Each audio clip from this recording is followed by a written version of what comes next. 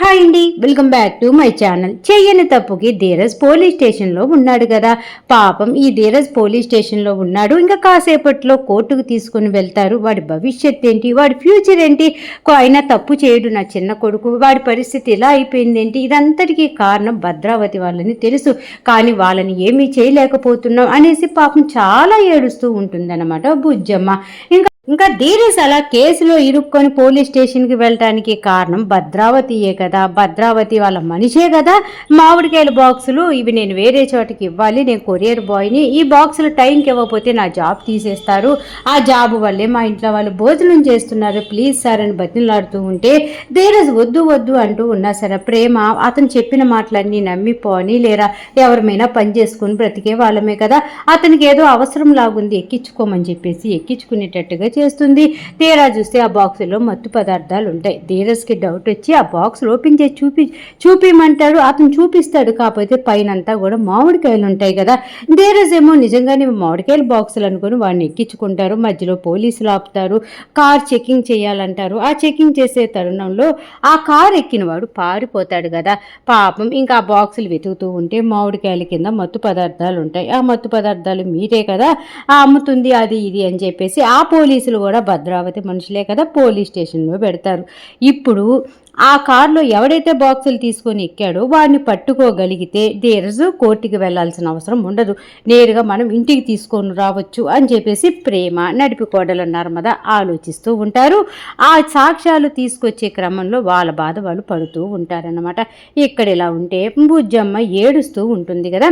అప్పుడే మనోజ్ వస్తాడన్నమాట. మనోజ్ రాగానే వాళ్ళ నాన్న రామరాజు గారు అంటూ ఉంటారు, ఏరా పెద్దోడా నువ్వు కూడా వస్తున్నావా అనేసి అనగానే నేను వస్తున్నాను నాన్న, తమ్ముడు తప్పు చేయలేదు అని సాక్ష్యాలు ఏ విధంగా తీసుకురావాలో అర్థం కావట్లేదు, ఇప్పుడు పోలీస్ స్టేషన్ దగ్గర నుంచి కోర్టుకు వెళ్తే వాడి భవిష్యత్తు పాడైపోతుంది నాన్న, ఆ తర్వాత సాక్ష్యాలు తీసుకొని వచ్చినా వాడి భవిష్యత్తు లేనప్పుడు అవన్నీ ఏం చేస్తారు, నాకేమీ అర్థం కావట్లేదు అనేసి మనోజ్ బాధపడుతూ ఉంటే రామరాజు అంటాడు, దేవుడు ఉన్నాడు రా, చిన్నోడు ఎప్పుడు తప్పు చేయడు, ఆ నమ్మకం నాలో ఉంది, తప్పు చేయని వాడు ఎప్పుడు శిక్ష అనుభవించాల్సిన అవసరం లేదు, కాబట్టి చిన్నోడు ఖచ్చితంగా తప్పు చేయడు, ఆ భద్రావతి వాళ్ళే కావాలని ఇది చేశారు కదా, ఆ దేవుడు ఏదో ఒకటి చేసి మొత్తానికి వాడు బయటకు వచ్చేటట్టుగా చేస్తారు, నా కొడుకు మీద ఆ నమ్మకం ఉంది అనేసి బుజ్జమ్మ బుజ్జమ్మ అని పిలుస్తూ ఉంటే బుజ్జమ్మ ఏడుస్తూ ఉంటుంది కదా.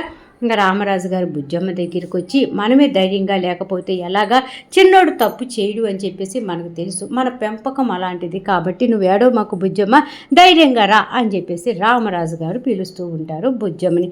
ఎక్కడ ఇలా జరుగుతూ ఉంటే పాపం పోలీస్ స్టేషన్లో కటకటాల్లో ధీరజ్ కూర్చొని ఉంటాడు. చాలా బాధగా ఉంటాడు. వాడిని అనవసరంగా కారు ఎక్కించుకున్నాను, లేనిపోని కష్టాలు తెచ్చుకున్నాను, అయినా కూడా నా సంగతి పక్కన పెడితే మా నాన్న పరువు పోతుంది కదా, మా నాన్న ఎలా ఫీల్ అవుతున్నాడో ఏంటో, నేను తప్పు చేయకపోయినా శిక్ష అనుభవించాల్సి వస్తుంది, మా నాన్నని అందరూ వేలెత్తి చూపిస్తున్నారేమో అని చెప్పేసి చాలా బాధపడిపోతూ ఉంటాడు వాళ్ళ నాన్న గురించి. అప్పుడే అక్కడికి పోలీస్ ఇన్స్పెక్టర్ ఉన్నాడు. అతను భద్రావతి మనిషే కదా. ఇంకా ధీరజ్ వైపు చూసి ఏంటి బాబు ఇక్కడి నుంచి ఎలా తప్పించుకోవాలి, ఈ కేసు నుంచి ఎలా బయటికి రావాలని ఆలోచిస్తున్నావా, నువ్వు ఇంక ఈ జన్మలో బయటికి రాలేవు, కాబట్టి నువ్వు తప్పు చేసావు, మత్తు పదార్థాలకు సంబంధించిన విషయం అంటే కోర్టులో కూడా నీకు బెయిల్ వస్తుందేమోనని తెగాసిగా ఉన్నట్టున్నావు, నీకు బెయిలు రాదు గీలు రాదు, నీ జన్మంతా కూడా పోలీస్ స్టేషన్లో ఉండటమే అని చెప్పేసి ఇంకా చెప్పేస్తారనమాట. ఇంకా చెప్తూ ధీరజ్ కోపం వస్తుంది, కానీ ఏమీ చేయలేడు కదా. ఇంకా అలా చూసుకుంటూ ఉంటారు. మొత్తానికి ప్రేమ నడిపికోడలు నర్మద ఆ బాక్సులు అతన్ని అంటే ఆ కొరియర్ అతన్ని ఎక్కడైతే వాళ్ళు ఎక్కించుకున్నారో కారు, ఆ కారుకు సంబంధించిన దగ్గర ఎక్కడైనా సీసీ ఫుటేజ్ ఉందా అని వెతగ్గా ఒక షాప్ దగ్గర సీసీ ఫుటేజ్ ఉంటుంది కదా, అతన్ని బతిమిలాడి కాళ్ళు పట్టుకొని గడ్డాలు పట్టుకొని మొత్తానికి మాకు ఆ సీసీ ఫుటేజ్ కావాలి అని చెప్పేసి ఇంకా ఆ సీసీ ఫుటేజ్ వాళ్ళ ఫోన్లోకి ఎక్కించుకుంటారు కదా. ఎక్కించుకొని పోలీస్ స్టేషన్కి ఫోన్ చేస్తారనమాట. ఇలా ఇన్స్పెక్టర్ గారు ధీరజ్ని కోర్టుకు తీసుకొని వెళ్తున్నారా అనేసి అనగానే ఇంకా తీసుకువెళ్ళలేదు మేడం, తీసుకువెళ్ళటానికి కొంచెం టైం పడుతుంది అనేసి అక్కడే అతను కానిస్టేబుల్ చెప్తాడనమాట.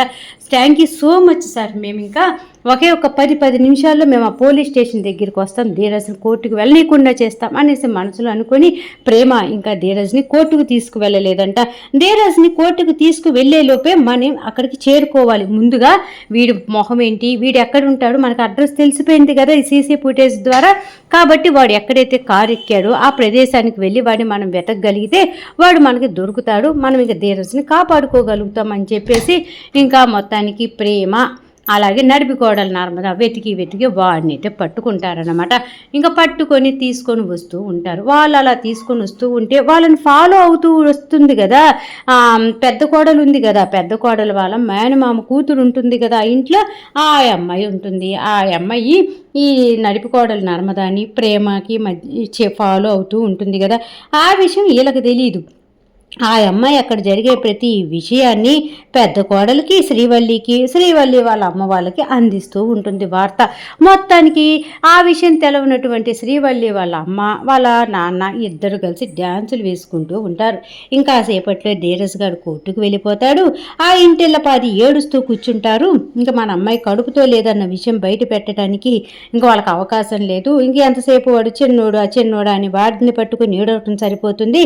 మన అమ్మాయికి జోలికి రారు, మన అమ్మాయి కొన్ని రోజులు సేఫ్, మన అమ్మాయి సేఫ్ అయితే మనము సేఫ్ అని చెప్పేసి తెగ ఆనందపడిపోతూ ఉంటారనమాట. ఇంకా ఈలోపే భాగ్యం వల్ల ఆయన డ్యాన్స్ వేసుకుంటూ ఉండేలోపు భాగ్యానికి ఫోన్ వస్తుంది.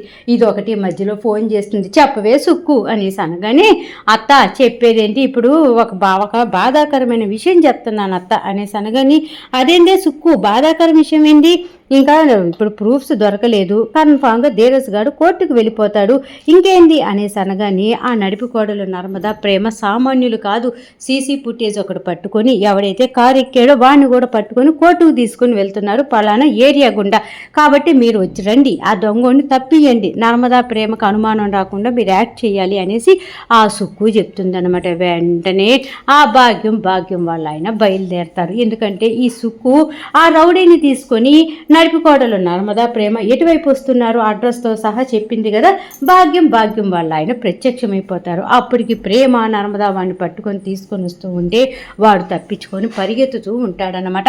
వాడు తప్పించుకొని పరిగెత్తడం, వీళ్ళు మళ్ళీ పట్టుకొని పరిగెత్తడం, ఇదంతా జరుగుతూ ఉంటుందా. ఇంకా గట్టిగా పట్టుకొని నడిపించుకుంటూ వస్తూ ఉండేలోపు వాడు తప్పించుకోవటానికి ట్రై చేస్తాడు. ఈలోపే భాగ్యం వాళ్ళ ఆయన ఇద్దరు కూడా అక్కడికి చేరుకుంటారు.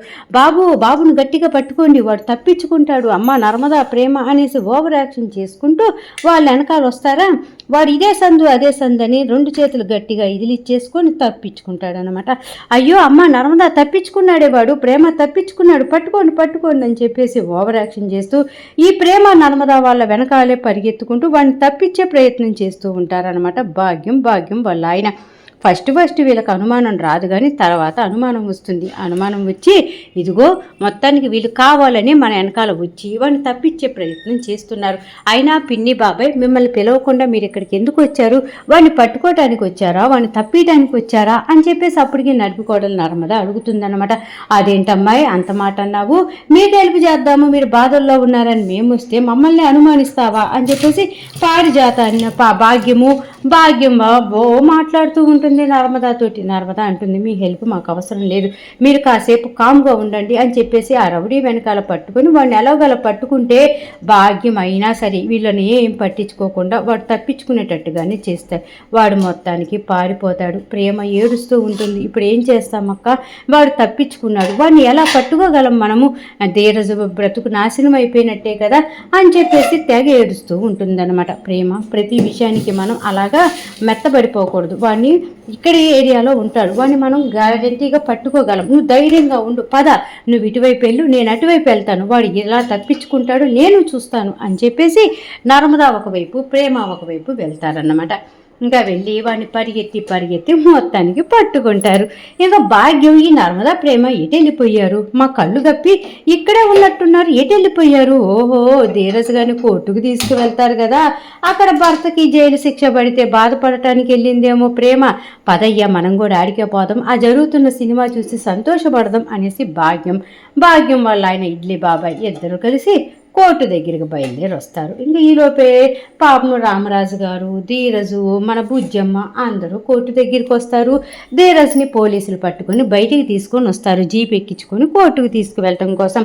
ధీరజ్ వాళ్ళ నాన్న రామరాజు గారిని చూసి, నాన్న నాకు ఇక్కడ పోలీస్ స్టేషన్లో ఉన్నందుకు బాధ అయ్యట్లేదు, మీ పరువు పోయిందేమో, మీ పరువు నేను ఎక్కడ తీస్తున్నాను అని నాకు భయంగా ఉంది నాన్న, నేను అందుకే బాధపడుతున్నాను అనగానే, పోలీస్ స్టేషన్లో ఉండి ఆ బాధని దిగమింగుకొని మీ నాన్నకి ఎక్కడ చెడ్డ పేరు వస్తుందో అని బాధపడుతున్నావు చూడు, నిజంగా నువ్వురా నా కొడుకు అంటే నువ్వు ఏ తప్పు చేయలేదురా, కాబట్టి నువ్వు ధైర్యంగానే ఉండు, నీకు బెయిల్ వస్తుంది, నువ్వు బయటకు వస్తావు, నువ్వు ఎటువంటి నిస్సహాయతకు గురవు కాకు, దేవుడున్నాడు, నువ్వు తప్పు చేయలేదు చిన్నోడా, నువ్వు ధైర్యంగా ఉండు, నువ్వురా నా అసలు కొడుకువి అనేసి ధీరజ్కి ధైర్యం చెప్తాడనమాట. ఇంక ఇన్స్పెక్టర్ వాళ్ళు ఇంక తప్పుకోవాలి, కోర్టుకు తీసుకువెళ్ళే టైం అయింది, ఇక్కడ కాదు ముచ్చట్లు, కోర్టు దగ్గర మాట్లాడుకుందరు అనేసి ఆ ఎస్ఐ దౌర్జన్యంగా మాట్లాడుతూ ఉంటాడనమాట. ఒక పక్క ధీరజ్కి కోపం వస్తూ ఉంటుంది ఈ ఎస్ఐ చేసే ఓవర్ యాక్షన్కి. కాకపోతే పోలీసులు డ్యూటీలో ఉన్నప్పుడు చేసుకోకూడదు కదా అనేసి కామ్గా ఉంటాడనమాట. మొత్తానికి ఇంకా జీప్ ఎక్కువ అనేసి టయానికి జీప్ ఎక్కాల్సిన అవసరం లేదు, జీప్ ఎక్కాల్సిన వ్యక్తి వేరే ఉన్నాడు అనేసి వాయిస్ వస్తుంది అనమాట. ఎవరా ఇలా మాట్లాడుతున్నారు అనేసి ఎస్ఐ జీప్ ఎక్కి వద్దు ధీరజ్ని కాసేపు కిందే ఉంచుతాడు. ఎవరు అనగానే, నేను సార్ ధీరజ్ వాళ్ళ ఆవిడ్ని గుర్తుపట్టలేదా మీరు, మొన్న కారులో మేము వస్తుంటే కార్ చెకింగ్ చేసి నా భర్త తప్పు చేయకపోయినా తప్పు చేశాడని చెప్పి నా భర్తను తీసుకొని వచ్చి పోలీస్ స్టేషన్లో పెట్టి ఇప్పుడు కోర్టుకు తీసుకువెళ్తున్నారు కదా అనేసి అనగానే, అవును నీ భర్త తప్పు చేశాడు, మేము కోర్టుకు తీసుకొని వెళ్తున్నాం, ఏదైనా మీరు మాట్లాడాలనుకుంటే కోర్టులో మాట్లాడుకోండి అని చెప్పేసి ఇంకా ఆ ఎస్ఐ కొంచెం కోపంగా మాట్లాడతాడు. అవసరం లేదు సార్, మేము ఏ కోర్టుకి మా ఆయన్ని తీసుకెళ్లాల్సిన పని లేదు, ఎందుకంటే ఆ మత్తు పదార్థాల బాక్సులు ఎవరు తీసుకొని వచ్చారు, మా కారులో ఎవరు పెట్టారు, అదంతా కూడా చేసినటువంటి వ్యక్తినే తీసుకొని వచ్చాం అనేసి అనగానే ఎస్ఐ ఒకసారి షాక్ అవుతాడు. ఇదేంటి వీడికి కేసు పడేటట్టుగా చేసి వీడు పోలీసుకి జైల్లో ఉండాలని చెప్పి నేను అనుకుంటుంటే వీళ్ళు సాక్ష్యాలు తీసుకొచ్చామంటారేంటి అనుకొని, ఏ సాక్ష్యాలు తీసుకొచ్చినా సరే ఇతను వదిలిపెట్టేదే లేదు, మీరు ఏదైనా మాట్లాడాలనుకుంటే కోర్టులో మాట్లాడండి అనేసి ఎస్ఐ గట్టిగా చెప్తాడనమాట. ఇంకా అప్పుడు ఇంకా నర్మద మాట్లాడటం స్టార్ట్ చేస్తుంది. అదేంటి సార్, తప్పు చేసిన వ్యక్తిని తీసుకొని వచ్చాం, మా దగ్గర సాక్ష్యాలు కూడా ఉన్నాయంటే కోర్టుకు వెళ్ళి మాట్లాడమంటారేంటి, ముందు సాక్ష్యాలు చూడండి అని చెప్పేసి మొత్తం సాక్ష్యం ఆ ఫోన్లో ఉంది కదా సీసీ ఫుటేజ్, ఆ సీసీ ఫుటేజ్ చూపిస్తూ ఉంటుందన్నమాట. ఇంకా ఆ పోలీస్ అనుకుంటాడు, ఇప్పుడు ఇతని ధీరజ్ని వదిలిపెడితే భద్రావతి చేతిలో నేనైపోతాను, నన్ను గ్యారంటీగా ట్రాన్స్ఫర్ చేపిస్తుంది, కాబట్టి ఎలాగైనా వీళ్ళని మాటల్లో పెట్టి ఆ ధీరజ్ని కోర్టుకు వెళ్ళేటట్టుగానే చెయ్యాలి అనేసి అతను అనుకుంటూ ఆ వీడియో చూస్తాడు. ఆ వీడియోలో క్లారిటీగా తెలుస్తుంది, సార్ నేను కొరియర్ బాయ్ని సార్, ఈ బాక్సులు పలానా అడ్రస్కి ఇవ్వాలి, నా బైక్ చెడిపోయింది, టైంకి ఈ కొరియర్ బాక్సులు ఇవ్వకపోతే నా జాబ్ పోతుంది అనేసి అతను చెప్తాడు కదా. అప్పటికి ధీరజ్ ఆ బాక్సులో ఏముందో చూస్తాడు, పైన మామిడికాయలు ఉంటాయి, అదంతా కూడా వీడియోలో క్లారిటీగా కనపడుతూ ఉంటుందన్నమాట. ఇంకా అప్పుడే ప్రేమ అంటూ ఉంటుంది, తప్పు ఎవరు చేశారో అర్థమైంది కదా సార్, నా భర్త తప్పు చేయలేదు, మేము మంచిగా పోయి ఆ కారులో అతన్ని ఎక్కించుకోవటమే మేము చేసిన తప్పు, కాబట్టి తప్పు చేసిన వ్యక్తి మీరు ఎదుటే ఉన్నాడు, ఇతన్ని తీసుకొని వెళ్ళండి, మా ఆయన్ని వదిలిపెట్టండి అనేసి ప్రేమ అంటూ ఉంటుందన్నమాట. ఇంకా ఇన్స్పెక్టర్ అంటాడు, ఏంటి నాటకాలు ఆడుతున్నారా, వీడికి ఎంత డబ్బులు ఇచ్చి మీరు అలా నటించమని చెప్పారు, నిజం చెప్పండి అని చెప్పేసి అనగాని, అదేంటి సార్ అలా మాట్లాడుతున్నారేంటి, సాక్ష్యంతో సహా మీ దగ్గరికి తీసుకొని వచ్చాం కదా అనేసి అనగానే, ఇలాంటి సాక్ష్యాలు నా జాబులో నేను కొన్ని వేల మందిని చూస్తుంటాను, అదంతా నాకు తెలియదు, ఏమో మీ ముగ్గురు కలిసి ఇలా మత్తు పదార్థాలు అమ్ముతున్నారేమో, దొరికినప్పుడు ఇలా తప్పించుకుంటూ ఉంటారేమో, ఎవరు చూసాము, చాలా చోట్ల ఇలాగే జరుగుతుంది కదా అనేసి ఇన్స్పెక్టర్ మాట్లాడుతూ ఉంటే నడిపుకోడలు నర్మదాకి ప్రేమకి మైండ్ పోయినంత పని అవుతుంది. ఇదేంటి ఇంత కష్టపడి ధీరజ్ని కోర్టుకు తీసుకువెళ్ళకూడదు కదా అని సాక్ష్యాలు తీసుకొని వస్తే ఈ ఇన్స్పెక్టర్ ఇలా మాట్లాడుతున్నాడు అనుకొని, అది కాదు సార్ మేము చెప్పేది వినండి సార్ అని చెప్పేసి ప్రేమ అంటున్నా సరే ఎస్ఐ అస్సలు వినిపించుకోవడం అనమాట. నువ్వు జీప్ ఎక్కవయ్యా అనేసి అంటూ ఉంటాడు. ఈ ఎపిసోడ్ అయిపోయింది అనమాట. మొత్తానికి సీరియల్ బాగుంది, చక్కగా ఉంది అనుకుంటే మర్చిపోకుండా నా ఛానల్ని లైక్ చేయండి, షేర్ చేయండి, సబ్స్క్రైబ్ చేసుకోండి, కింద బెల్ సింబల్ ఉంటుంది కదా దాన్ని గట్టిగా ఒక బాధేసేయండి. రేపు రాబోయే ఎపిసోడ్లో మళ్ళీ కలుద్దాం, అంతవరకు ఉంటా మరి, బాయ్.